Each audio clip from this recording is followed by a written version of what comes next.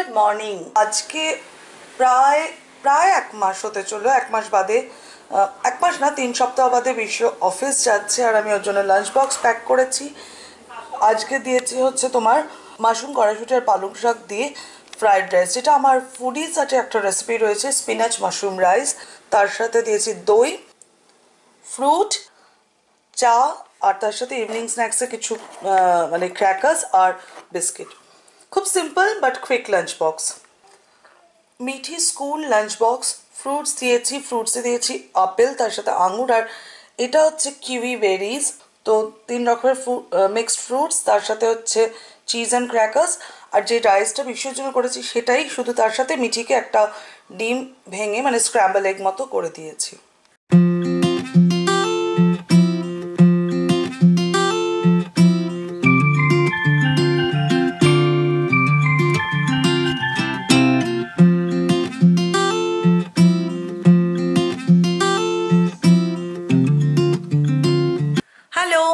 কেমন আছো সবাই? আজকে অনেক দিন বাদে বিশ্ব অফিসে গিয়েছে এবং ওর জন্য লাঞ্চ বক্স প্যাক করে আমার বেশ ভালো লেগেছে। এটাই মনে হয়েছে যে লাইফটা আস্তে আস্তে একটু একটু করে আবার রুটিনে ব্যাক করছে। তো আমার আজকে অনেকগুলোই কাজ ছিল, তার মধ্যে যেটা সব থেকে বড় কাজ ছিল সেটা হচ্ছে আমার ফ্রিজটাকে পরিষ্কার করা। এক মাস ধরে আমি ঠিক সেইভাবে ফ্রিজটাকে পরিষ্কার করতে পারিনি, তাই আমার ফ্রিজটা যথেষ্ট নোংরা হয়েছিল। তো আমি ভাবলাম যে চলো ফ্রিজটাকে ক্লিন করি, এবং আর তখনই আমার মাথায় এলো যে আমি সেটাকে একটা ব্লগের মাধ্যমে তোমাদের সাথে শেয়ার করি যে আমি কিভাবে যখন আমার টাইম ক্রাঞ্চ থাকে তখন কি করে ফ্রিজটাকে ক্লিন অ্যান্ড অর্গানাইজ করি। তো চলো ব্লগটা শুরু করি। আশা করছি ছোট্ট স্ন্যাক সাইজ ব্লগটা তোমাদের ভালো লাগবে। পরিষ্কার করার জন্য আমার যেটা দরকার হবে সেটা হচ্ছে এরকম একটা ক্লোথ, মানে যেটাকে বলে ক্লিনিং ক্লোথ। আর এটা অনেকবারই আমি বলেছি, তাও যারা নতুন বন্ধু তাদের জন্য বলছি, এটার মধ্যে আছে মানে ইকুয়াল পরিমাণে 1 কাপ যদি ভিনিগার হয় 1 কাপ জল। এই বোতলটাকে আমি ইউজ করছি, কিন্তু মানে আগে আমি এটা ইউজ করতাম, কিন্তু এখন আমি ক্লিনিংয়ের জন্য যেটা ব্যবহার করি সেটা হচ্ছে 1/2 কাপ ভিনিগার অ্যান্ড 1/2 কাপ জল। ফ্রিজটাকে আমি তাক বাই তাক চেক করব এবং সাথে সাথে পরিষ্কার করতে থাকবো। নেক্সট আমি যেটা নিয়েছি সেটা হচ্ছে এরকম একটা লুজ শিট, আর তার সাথে একটা পেন আর টাইমার। কারণ আমার ফ্রিজে 3টে তাক রয়েছে, এক একটা তাকের জন্য আমি 10 মিনিট করে টাইম অ্যালোকেট করছি। আর এখানে তোমরা দেখো 3টে দাগ কেটেছি, একটাতে লিখেছি ফ্রুটস এবং আমি গোলাপি আর অরেঞ্জ কালার দিয়ে মার্ক করে রেখেছি, একটাতে লিখেছি ভেজিটেবলস, আরেকটাতে লিখেছি লেফট ওভার্স, যেখানে আমি লাল রঙের স্কেচ পেন দিয়ে আন্ডারলাইন করে দিয়েছি। এক একটা তাক ক্লিন করছি, সেখানে কি কি আছে লিখছি, এবং সাথে সাথে এখানে আমি আমার এই সপ্তাহের মিল প্ল্যানটা করতে থাকবো। তো চলো ক্লিনিং শুরু করি। সো এই হচ্ছে বর্তমানে আমার ফ্রিজের অবস্থা, তোমরা দেখতেই পাচ্ছ। এখানটাতে আমার কিছু থাকে স্লাইস, চিজ আর চকলেট। এটাকে আমি আপাতত ঘাটাচ্ছি না, আমি শুরু করবো এই 3টে তাক থেকে। তো প্রথম তাকে দেখি চলো কি কি আছে।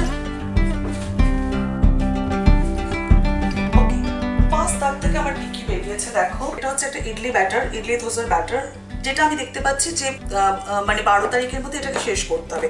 তো এটাকে আমি লেফট ওভারে লিখছি।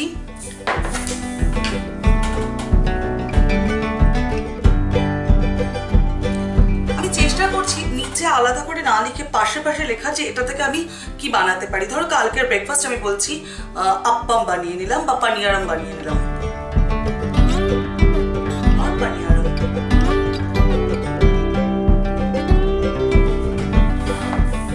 নেক্সট আমি আম কেটে রেখেছিলাম, কাঁচা আম, কিন্তু অনেকদিন হয়ে গেছিল বানানো হয়নি। তো আমি এইটাকে আর কাঁচা অবস্থায় খাবো না, সেখানে আমি যেটা করছি সেটা এটাকে আমি লেফট ওভারে লিখছি এবং লিখে রাখছি চাটনি, মানে এটাকে দিয়ে আমি আজকে চাটনি বানিয়ে নেবো।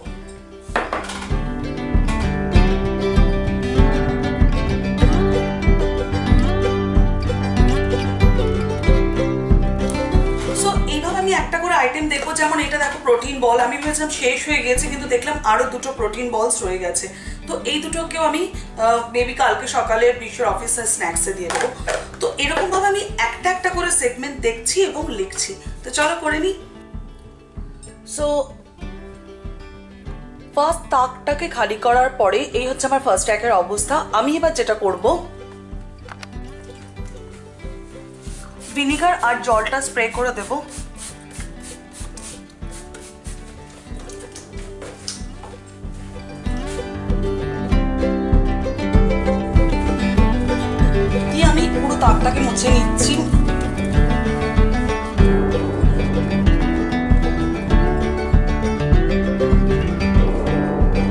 তারপর একটা শুকনো কাপড় দিয়ে আরেকবার মুছে নেব। না, আমার এক একটা তাক ক্লিন করে রাখার জন্য যেহেতু আমি ব্লগ করছি তাই আমি 10 মিনিট সময় দিয়েছি, আদারওয়াইজ সত্যি কথা বলতে 5 মিনিট করে এক একটাতে লাগা উচিত, এর বেশি নয়। এটা ডান। এবার আমি জিনিসগুলোকে রেখে দিচ্ছি। জিনিসগুলোকে রাখার সময় আমি একটা জিনিস মাথায় রেখে কাজটা করতে চাইছি, সেটা হচ্ছে সমস্ত ফলগুলোকে বাঁদিকে রাখছি যাতে ঝট করে পেতে সুবিধা হয়।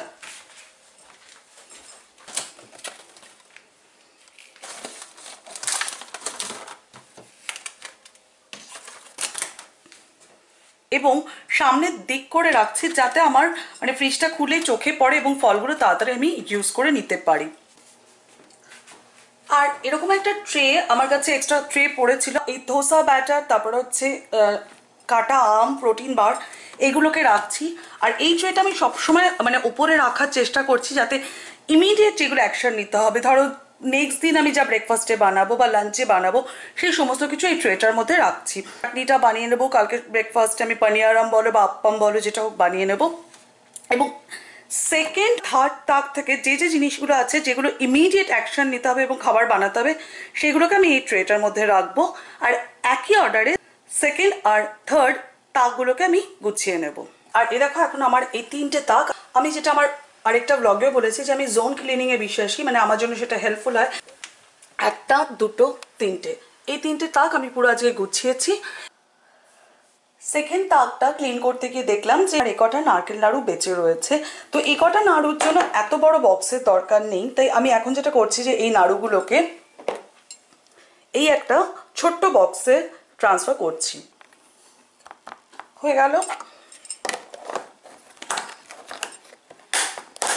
ক্লিনিং, অর্গানাইজেশন এইসব ছাড়াও তো লাইফে অনেক ইম্পর্টেন্ট কাজ আছে, যেমন বিকেলবেলা চা খাওয়া, তারপরে একটু ঘুরতে যাওয়া। তাই সেই কারণে আমি পুরো কাজটাকে একবারে করিনি। আমি যখন ফ্রিজটাকে ক্লিন করছিলাম আমি ফ্রিজ ডোরের যে তাকগুলো রয়েছে সেগুলোকে আমি টাচ করিনি। আমি যেটা করেছিলাম জাস্ট 3টে তাককে ক্লিন করেছিলাম, কারণ আমার যতটা টাইম অ্যালোকেট করা ছিল তার মধ্যে সেটা করা আমার পক্ষে সম্ভব ছিল না। Good afternoon. আর এই দেখো প্রায় 3 সপ্তাহ বাদে বিশ্ব ব্যাক টু ফর্ম।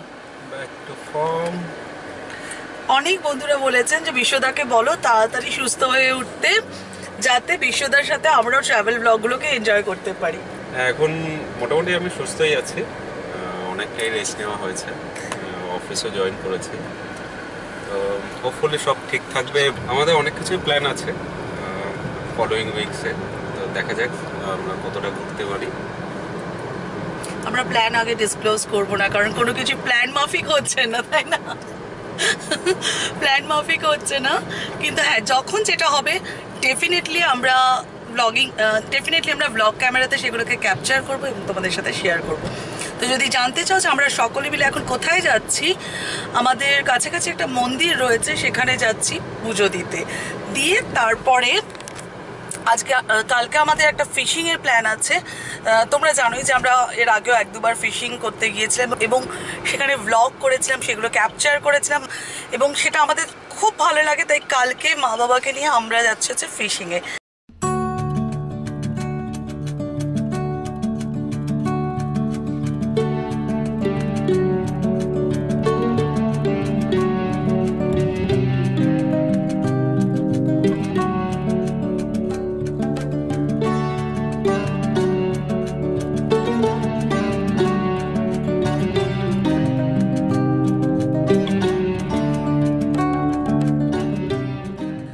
আশা করছি ব্লগটা তোমাদের ভালো লেগেছে। আর অ্যাজ অলওয়েজ ব্লগটা যদি ভালো লেগে থাকে তাহলে like, share, comment and subscribe করতে ভুলো না ফুডিজ অ্যাট লাইফে। পরে আবার কথা হবে, সকলে খুব ভালো থেকো, বাই।